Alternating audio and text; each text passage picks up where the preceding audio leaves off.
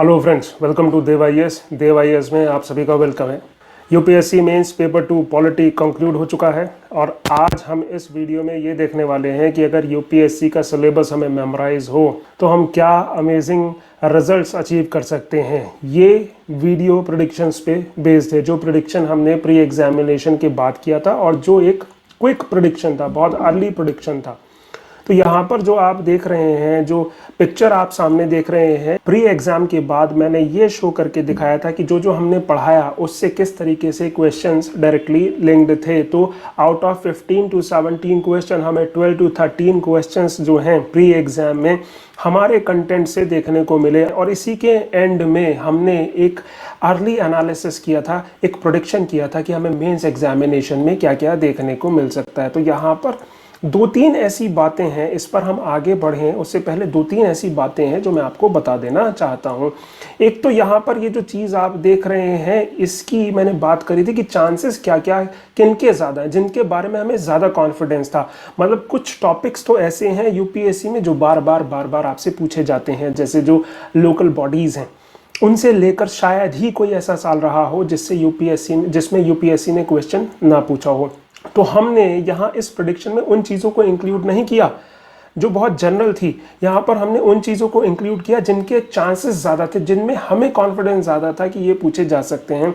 और दूसरा हमने वो इंक्लूड किया था जिनमें भी हमें कॉन्फिडेंस था कि ये नहीं पूछे जा सकते हैं। तो ये दोनों चीज़ें हमने इंक्लूड करी। और तीसरी चीज़ ये थी कि ये बहुत अर्ली एनालिसिस था, ये 10-15 मिनट का एनालिसिस था और बहुत ज़्यादा से ज़्यादा रहा होगा तो 30 मिनट्स का, 30 मिनट्स, वो भी to be on safer side की। इससे ज़्यादा का तो नहीं होगा तो इससे कम का ही रहा होगा। और ये जैसा मैंने मेंशन किया, this is just a very early analysis but has a potential of up to 40-50% match. More micro analysis can increase the chances substantially. तो अगर हमने ज़्यादा और बेहतर तरीके से 2-3 सालों का अगर हमने पेपर देखकर ये एनालिसिस किया होता, प्रेडिक्शंस किए होते, तो हम ज़्यादा मैच कर पाते क्वेश्चंस की तरफ। Detailed micro analysis will be shared further, but unfortunately time की वजह से, क्लासेस की वजह से ये एनालिसिस हम नहीं कर पाए, टाइम एक कंस्ट्रेंट रहा। फिलहाल इस अर्ली एनालिसिस के बेसिस पर ही हम ये देखेंगे कि सिलेबस से लिंक्ड जो हमने प्रेडिक्शंस किए थे और जो यूपीएससी मेंस रहा 2023 का, उनमें ये कितने मैच होते हुए हमें दिखाई देते हैं। और हम बात करेंगे क्वेश्चन 1 से शुरुआत करेंगे। Constitutionally guaranteed judicial independence is a pre requisite of democracy. तो यहाँ पर ये बहुत बेसिक सी चीज़ बात हो रही है, चाहे बात कर लें जुडिशियल इंडिपेंडेंस की, चाहे कॉन्स्टिट्यूशनल फीचर की बात कर लें, किसी भी चीज़ एक बेसिक सी बात हो रही है। और यहाँ पर हमें ये पॉइंट देखने को नहीं मिलेगा क्योंकि यहाँ पर पॉइंट नंबर 1 में हम बात कर देते हैं हिस्टोरिकल जो अंडरपिनिंग्स थी हमारे कॉन्स्टिट्यूशन की, इवोल्यूशंस की, फीचर्स की बात कर देते हैं, हम इसको वहीं पर रख सकते हैं। या जुडिशरी बहुत बेसिक सी चीज़ है, बेसिक सी एक क्वेरी आपसे पूछी गई है। क्वेश्चन नंबर 2 की बात करें तो क्वेश्चन नंबर 2 आपसे पूछा गया, who are entitled to receive free legal aid, assess the role of national legal service authority यानी कि NALSA and rendering free legal aid in India. अब यहाँ पर हम ये तो डिस्कस नहीं कर रहे हैं कि इसमें लिखना क्या है, इसके लिए हम अलग से वीडियो तैयार करेंगे, वीडियो लंबा हो जाएगा। यहाँ पर हमारा पर्पस सिर्फ ये बताना है कि हमने जो प्रेडिक्शन किए या मेमोराइज, अगर सिलेबस आपको मेमोराइज हो तो क्या आपको बेनिफिट हो सकता है। यहाँ पर हमने बहुत स्पेसिफिकली लिखा कि भैया डिस्प्यूट रिड्रेसल मैकेनिज्म से चांसेस बहुत ज़्यादा हैं। चांसेस बहुत ज़्यादा है का मतलब है कि 70-80-90% तक चांसेस हैं कि इससे क्वेश्चन ज़रूर आएगा और बिल्कुल हमें देखने को मिला। ट्राइब्यूनल, लोअर कोर्ट्स, पीआईएल, ये जनरल टर्म हमने लिखे कि यहाँ से हमें क्वेश्चन देखने को मिल सकता है। अगर माइक्रो एनालिसिस होता तो बहुत स्पेसिफिकली नालसा का भी टर्म हमें बहुत स्पेसिफिकली देखने को मिलता क्योंकि वो हमेशा ही हमारे दिमाग पर रहता है। तो यहाँ पर हमें हमारा प्रेडिक्शन जो है बहुत ही डायरेक्टली लिंक्ड होता हुआ दिखाई देता है। क्वेश्चन 3 की बात करें, the states in India seem reluctant to empower urban local bodies both functionally as well as financially. तो जैसे मैंने बताया कि कुछ पॉइंट्स ऐसे हैं जिसमें कि हमेशा ही आपसे क्वेश्चन पूछे जाएंगे, ये पॉइंट ऐसा ही है। और ये पॉइंट ऐड होता है सिलेबस के इस पॉइंट में जहां बात होती है फेडरल चैलेंजेस की, वहीं हमारा सिलेबस बात करता है अर्बन लोकल बॉडीज़ की, डिवॉल्यूशन ऑफ पावर की, डिवॉल्यूशन ऑफ फाइनेंसिस की, और फाइनेंसिस को लेकर यहाँ पर क्वेश्चन पूछ लिया गया। क्वेश्चन 4 की बात करें, compare and contrast the British and Indian approaches to parliamentary sovereignty. अब ये पहला ऐसा पॉइंट रहा जिसकी हमने एक्सपेक्टेशंस नहीं रखी थी। यहाँ पर हमने दिखाया कि इंटरनेशनल जो कॉन्स्टिट्यूशनल स्कीम्स हैं उसके बारे में क्वेश्चंस हमें शायद ना देखने को मिले। क्यों? क्योंकि पिछले साल, उससे पिछले साल भी हमें इस तरीके के कंपैरिजंस देखने को मिले। पर जैसे मैंने कहा कि UPSC is a constitutional body, yet it is a surprising body as well. तो आपको सरप्राइज करने में कोई कसर नहीं छोड़ती है। क्वेश्चन 4 आपसे उस टॉपिक से पूछ लिया गया जिसके बारे में हमने लिखा कि इनसे क्वेश्चन ना पूछे जाएंगे। क्वेश्चन 5 की बात करें, discuss the role of presiding officers of state legislature. अब यहाँ पर आपको ये पॉइंट फिर से देखने को नहीं मिलेगा, क्योंकि जैसे मैंने एक बार फिर से बताया कि कुछ पॉइंट्स ऐसे हैं जिसमें कि हर बार आपको क्वेश्चंस देखने को मिलेंगे ही मिलेंगे, और पार्लियामेंट एक बड़ा टॉपिक हो जाता है, इसीलिए यहाँ पर हमने उसको नहीं लिखा। क्वेश्चन 6 की बात करें, the crucial aspect of development process has been the inadequate attention paid to human resource development in India. अब इसका बड़ा दुख रहेगा, क्योंकि अगर हम माइक्रो एनालिसिस करते तो, क्योंकि ये 2 साल का पेपर हल्का फुल्का मेरे दिमाग में याद था, तो मुझे याद था कि एजुकेशन और हेल्थ से लेके इस टॉपिक से बार बार क्वेश्चन पूछे जा रहे हैं, और जैसे इन टॉपिक्स के लिए कॉन्फिडेंस मुझ में था, ऐसे ही ह्यूमन रिसोर्स को लेकर मेरे पास कॉन्फिडेंस था। और ये एनालिसिस क्योंकि मैंने सिलेबस को बिना देखे, क्वेश्चन पेपर को बिना देखे शायद किया था, इसीलिए ये ह्यूमन रिसोर्स में इसमें 100% इसमें ह्यूमन रिसोर्स में ज़रूर ऐड करता, क्योंकि एजुकेशन और हेल्थ से बार बार क्वेश्चन पूछे जा रहे थे, ह्यूमन रिसोर्स हमारा स्किप किया जा रहा था। तो यहाँ पर हम क्या करें क्या ना करें, हमारी समझ से बाहर है। बात करें अगर क्वेश्चन 7 की, तो वो बोल रहा है discuss the role of competition commission of India. अब ये ऐसी चीज़ थी जिसने हमें थोड़ी सी खुशी दे दी। क्यों? क्योंकि यहाँ पर सीसीआई बिल्कुल स्पेसिफिकली आपको देखने को मिलेगा, कंपटीशन कमीशन। आपने एक भी क्वेश्चन प्रेडिक्ट कर लिया यूपीएससी का, आप समझ ली, अपने आप को समझ लीजिए आप, मतलब आपके कॉलर खड़े हो जाएंगे। तो यहाँ पर स्टैट्यूटरी बॉडीज हमने बताया कि भैया क्वेश्चन इससे आ सकता है, और सीसीआई से आ सकता है, सेबाई से आ सकता है, और यहाँ हमें ये क्वेश्चन देखने को मिल गया। क्वेश्चन 8 की बात कर रहे हैं, बात कर रहा है ई गवर्नेंस की, as a crucial tool of governance. हमने क्या लिखा? हमने लिखा कि भैया गवर्नेंस पे हो सकता है कि ज़्यादा बड़ी पोर्शन जो है वो गवर्नेंस को डेडिकेट किया जाए, उसमें इंक्लूड हो सकती है इंडियन ब्यूरोक्रेसी भी।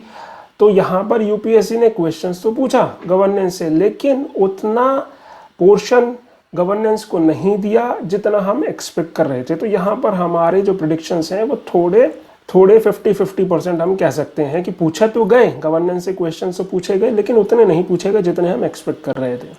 क्वेश्चन नंबर 9 की बात करें तो virus of conflict is affecting the functioning of SCO. तो इंटरनेशनल रिलेशन में हमने बहुत स्पेसिफिकली बताया कि भाई ये नेबरहुड रिलेशन से क्वेश्चंस नहीं आएंगे, और इंटरनेशनल बॉडीज से चांसेस बहुत कम हैं। तो ये क्वेश्चन हमारा जो है, हम बात कर लें ग्रुपिंग्स की, या आप बात कर लें politics of Nations affecting India की, तो ये बहुत स्पेसिफिकली हमें दिखाई देता है वहाँ से मिलता हुआ। क्वेश्चन नंबर 10 की बात कर लें इंडियन डायस्पोरा की। तो इंडियन डायस्पोरा जहाँ सिलेबस हमारा बात करता है effect of developed and developing Nations on India, वहीं बात होती है इंडियन डायस्पोरा की, और ये बहुत स्पेसिफिकली हमने मेंशन किया हुआ है कि politics of Nations affecting India. तो बहुत डायरेक्टली हमारे प्रेडिक्शन से मैच होता हुआ। क्वेश्चन 11 की बात करें, the constitution of India as a living instrument with capabilities of enormous dynamism. It is a constitution made for a progressive society, illustrated with a special reference to the expanding horizons of right to life and personal liberty. अब या तो आप इसको article से भी link कर सकते हैं, कॉन्स्टिट्यूशनल इवोल्यूशन से भी लिंक कर सकते हैं। हमारा कॉन्स्टिट्यूशन धीरे धीरे with the help of articles, with the help of case laws, with the help of judiciary धीरे धीरे वो इवॉल्व हो रहा है, उसमें नई नई चीज़ें ऐड होती जा रही हैं। तो यहाँ हम ये कह सकते हैं कि बहुत डायरेक्टली आर्टिकल से क्वेश्चन तो नहीं था ये, बट था आर्टिकल से रिलेटेड ही, आर्टिकल 21। यहाँ हमने एक्सपेक्ट तो किया था कि आर्टिकल से क्वेश्चन शायद ना पूछे जाएं, लेकिन पूछ लिए गए। तो यहाँ थोड़ा सा हम इस बात में बिल्कुल भी शर्म नहीं खाएंगे कि हमारा प्रेडिक्शन यहाँ पर गलत हो गया, और एक ही बार गलत नहीं होगा, आगे कंटिन्यूसली एक से ज़्यादा बार गलत होगा। Explain the constitutional perspective of gender justice with the help of relevant constitutional provisions and case laws. हालांकि हमने अपने लेक्चर्स में, अपने क्लासेस में कवर किए, सबरीमाला कवर किया, यूपी का बीएड वाला केस कवर किया, 50% रिजर्वेशन वाला, बहुत सारे ऐसे तमाम केसेस रहे जेंडर इक्वालिटी को लेकर, हमने बहुत सारे केसेस देखे, लेकिन फिर से एक बार ये बात तो इनडायरेक्टली हम कहें तो बात तो या तो हम इवोल्यूशन पे भी इसको किसी तरीके से लिंक कर सकते हैं, लेकिन ज़्यादातर क्योंकि इसमें बात हो रही है कॉन्स्टिट्यूशनल प्रोविज़न की, तो हम इसे आर्टिकल से ही ज़्यादा बेहतर कनेक्ट कर पाएंगे। तो यहाँ पर हमें एक बार फिर से क्रॉस लगाना होगा। आर्टिकल 13 पहले ही लगा देते हैं, क्या शर्म की बात है। Account for the legal and political factors responsible for the reduce frequency of article 356 जो प्रेसिडेंट रूल है उसके बारे में 356 से पूछ रहा है कि भैया क्या हुआ, कैसे उसकी फ्रीक्वेंसी जो है वो कम हो गई। तो हमने बोला था कि आर्टिकल से क्वेश्चंस नहीं आएंगे, ये पूछ लिया गया, कोई बात नहीं, रुकते हैं, अपने माथे पे हाथ मारते हैं, माथा पीटते हैं। क्वेश्चन 14 की बात करें, discuss the contribution of civil society groups for women's effective and meaningful participation and representation in state legislature in India। अब यहाँ पर थोड़ा सा हमें सुकून देखने को मिलेगा, क्योंकि यहाँ पर बहुत स्पेसिफिकली हमने बोला कि क्वेश्चन डोनर से नहीं आएंगे, सेल्फ हेल्प ग्रुप से नहीं आएंगे, NGOs से नहीं आएंगे, किसी और बॉडीज से आ सकते हैं, और यहाँ सिविल सोसाइटी से हमें देखने को मिलता है। अगर हमने माइक्रो एनालिसिस किया होता तो 100% यहाँ पर हम सिविल सोसाइटी ज़रूर लिखते कि इससे आ सकता है, इससे नहीं आ सकता, लेकिन हम माइक्रो एनालिसिस नहीं कर पाए। बेहद उस बात के लिए हमें खेद है, लेकिन ये क्वेश्चन हमें हमारे प्रिडिक्शन से मैच होता हुआ दिखाई देता है। क्वेश्चन 15 की बात करें तो बिल्कुल डायरेक्ट प्रिडिक्शन से मैच होता है कि explain the significance of 101 constitutional amendment act. अब यहाँ पर हम आगे भी पढ़ लेते हैं। To what extent does it reflect the accommodative spirit of federalism. हमने कहा फेडरल चैलेंजेस को लेकर जो है क्वेश्चन पूछे जाएंगे, और फिस्कल इम्बैलेंस को लेकर भी क्वेश्चन पूछे जा सकते हैं। आपको ये ज़रूर याद रखना है कि ये ना तो सिलेबस हमारे सामने था जब हम ये प्रेडिक्शंस लगा रहे थे, ना बहुत ज़्यादा पेपर्स हमारे सामने थे। ये बहुत जो कुछ सामने आता जा रहा था, 5-10 मिनट में आप क्या कर सकते हैं, 5-10 मिनट में हमने ये प्रेडिक्शंस लगाए थे। तो क्वेश्चन 15 बिल्कुल हमारे प्रेडिक्शन से मैच होता हुआ हमें दिखाई देता है। क्वेश्चन नंबर 16 की बात करें, explain the structure of parliamentary committee system, how far have the financial committee help in the institutionalization of Indian parliament. तो एक बार फिर से जैसे मैंने आपको बताया कि पार्लियामेंट एक बड़ा टॉपिक हो जाता है, उसमें बड़ी चीज़ें आ जाती हैं, स्ट्रक्चर आ जाता है, कंडक्ट ऑफ बिजनेस आ जाता है, रूल्स एंड रेगुलेशंस आ जाते हैं, या फिर जो प्रिविलेजेस हैं उसकी भी बात कर देता है सिलेबस। तो ये बहुत बड़ा टॉपिक है, और इससे आगे की चीज़ें वो जुडिशरी में ऐड कर देता है, जो एग्जीक्यूटिव वाला पार्ट है। तो ये बहुत बड़ा टॉपिक है, नेग्लिजिबल चांसेस हैं। हाँ, बस हम ये तो कह सकते हैं, अगर हमने माइक्रो एनालिसिस किया होता तो हम इसके बहुत पास तक पहुंच पाते, हम ये बता पाते कि इससे क्वेश्चन ज़्यादा आएंगे या कम आएंगे, और किन किन टॉपिक से आ सकते हैं, पर आएंगे ज़रूर। 99.99% चांसेस हैं, तो इसीलिए ये टॉपिक हमने यहाँ पर इसको मेंशन नहीं किया। क्वेश्चन 17 की बात करें, development and welfare scheme for the vulnerable. Time waste क्यों करना, जब हमने पहले ही लिखा हुआ था कि वेलफेयर स्कीम से क्वेश्चंस शायद ना पूछे जाएं, कॉन्फिडेंस हमें ज़्यादा था, लेकिन पूछ लिया गया। तो क्वेश्चन 17 को हमें यहाँ से जो है इस पर क्रॉस लगाना होगा, बजाय इसके कि हम क्वेश्चन पढ़े। यहाँ हम ध्यान रहे कि हम यहाँ क्वेश्चन जो है वो डिस्कस नहीं कर रहे हैं। क्वेश्चन नंबर 18 की बात करें, Skill development programs have succeeded in increasing human resource supply to various sectors. In the context of a statement, analyze the linkage between education, skill and employment. तो एक बार फिर से जैसे हमने कहा, बात होती है मैनेजमेंट ऑफ वेरियस सेक्टर्स की, हेल्थ की बात होती है, एजुकेशन की बात होती है, और ह्यूमन रिसोर्स की बात होती है। और हमने बताया कि हमें इस बात का दुख है कि हमें ये तो पता था कि हेल्थ और एजुकेशन कई बार पूछे जा सकते हैं, इस बार हो सकता है ह्यूमन रिसोर्स से हमें चीज़ें ज़्यादा देखने को मिले, और वही हो रहा है। तो ये प्रेडिक्शन हमारा है तो, लेकिन हमने नहीं लिखा, इस बात का दुख ज़रूर रहेगा। क्वेश्चन नंबर 19 की बात करें, the expansion and strengthening of NATO and a strong US Europe strategic partnership works well for India. और यहाँ देखिए हमने क्या लिखा है, politics of Nations affecting India, या ग्रुपिंग्स की बात कर ले। यहाँ पर हमने ये बताया कि जिससे नहीं पूछा जाएगा वो है नेबरहुड रिलेशन या इंटरनेशनल बॉडीज़, इनसे क्वेश्चंस नहीं आएंगे। आएगा तो आएगा या तो जो पॉलिटिक्स है वो जो अफेक्ट कर रही है इंडिया को, उस पर, या ग्रुपिंग्स पे क्वेश्चंस हमें देखने को मिल सकता है। तो ये बहुत डायरेक्टली उससे ही लिंक्ड है। क्वेश्चन नंबर 20 पे हमें क्रॉस लगाना पड़ेगा, क्योंकि यहाँ इन्होंने पूछा है इंटरनेशनल मैरीटाइम ऑर्गेनाइजेशन के बारे में, और हमने कहा था इससे क्वेश्चन नहीं आएगा, लेकिन आ गया।